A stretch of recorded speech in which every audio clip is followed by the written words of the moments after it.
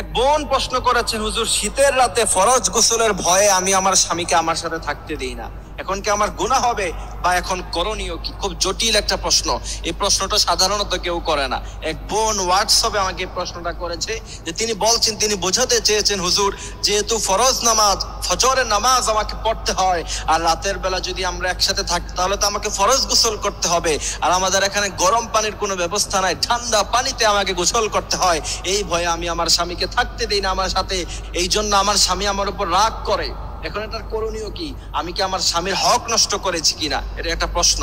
গোটা জাতির উদ্দেশ্যে সেই উত্তর আমরা দিয়ে দিচ্ছি। আমরা যারা শুনছি অবশ্যই এই আলোচনাটুকু শেয়ার করব, তার কারণ হচ্ছে ইসলামের ব্যাপারে আপনি একটি বিষয় শেয়ার করবেন, সে যদি আমল করে এর সওয়াব আপনি কিয়ামত পর্যন্ত পেতে থাকবেন। সুবহানাল্লাহি ওয়া বিহামদিহি সুবহানাল্লাহিল আযীম। এইখানে এই প্রশ্নের উত্তর দেওয়ার আগে স্বামীর মর্যাদা সম্পর্কে আমাকে কিছু বলতে হবে।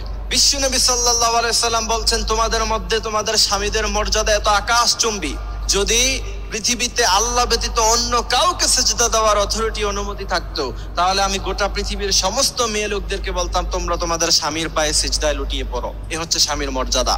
বিশ্বনবী সাল্লাল্লাহু আলাইহি সাল্লাম বলছেন, তোমার স্বামী যদি তোমার উপরে খুশি থাকে, তুমি যখন মৃত্যুবরণ করবা সে যদি তোমার উপরে খুশি থাকে, এতটুকুই তোমার জান্নাতে যাওয়ার জন্য যথেষ্ট, আর সে যদি তোমার উপরে নারাজ থাকে এতটুকুই তোমার জন্য জাহান্নামে যাওয়ার জন্য যথেষ্ট।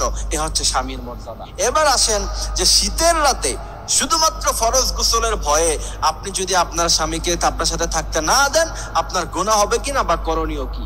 এই প্রশ্নের জবাব যদি আমি দিতে চাই তাহলে বিশ্বনবী সাল্লাল্লাহু আলাইহি সাল্লাম থেকে হাদিস এসেছে, বিশ্বনবী বলছেন, কোন মেয়ে লোকেরা যদি রান্না করা অবস্থায়, সে কিচেন রুমে রান্না করছে, এমত অবস্থায়, এটা খুব সেন্সিটিভ জায়গা, সে যদি সেখান থেকে চলে আসে, আগুন ধরতে পারে, খাবার নষ্ট হয়ে যেতে পারে, খাবার পুরা হয়ে যেতে পারে, এমনও সময় যদি কোনো স্বামী তার স্ত্রীকে তার জরুরত পুরা করার জন্য, তার সাথে থাকার জন্য ডাক দেয়, বিশ্বনবী বলছেন মুহূর্তের মধ্যেই সমস্ত রান্না বান্না অফ করে দিয়ে, বন্ধ করে দিয়ে সাথে সাথে স্বামীর ডাকে সাড়া দাও।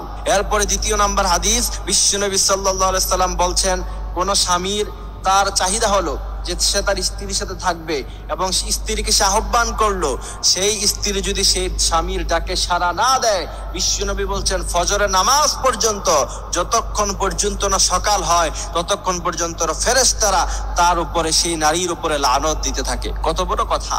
এই জন্য এই হাদিসগুলি থেকে বোঝা যায় অবশ্যই শীতের, এই প্রচন্ড শীতের সময় যখন শৈত্য প্রবাহ হয়, ওই সময় যদি আপনার স্বামী আপনার সাথে থাকতে চায়, অবশ্যই আপনি তাকে সঙ্গ দিতে হবে, আপনি অবশ্যই তার সাথে থাকতে হবে, তাকে সময় দিতে হবে। ফরজ গোসলের এই ঠুনকো ভয়ে আপনার স্বামীকে বলবেন হিটারের ব্যবস্থা করতে, প্রয়োজনে গ্যাসের চুলার ব্যবস্থা করবেন, গরম পানির ব্যবস্থা করবেন, সেটা আপনার স্বামী যদি আপনার জন্য না করে সে গুনাহগার হবে, আপনি তাকে সেই ব্যবস্থা করে দিতে বলবেন, সেও বাধ্য আপনাকে এগুলি ব্যবস্থা করে দেওয়ার জন্য। যদি না করে আল্লাহর কাছে জবাব দিতে হবে। সুতরাং সাধারণ অজুহাত দিয়ে আপনার স্বামীকে অবশ্যই আপনি এখান থেকে বিরত রাখতে পারেন না, আপনার স্বামীকে আপনি সঙ্গ দিতে হবে। এর চাইতে বড় কোনো কাজ হলো, বিশ্বনবী সাল্লাল্লাহু আলাইহি সাল্লাম বলছেন, ওই সমস্ত নারীরা হচ্ছে খারাপ নারী যারা স্বামীর চাহিদা পূরণ করতে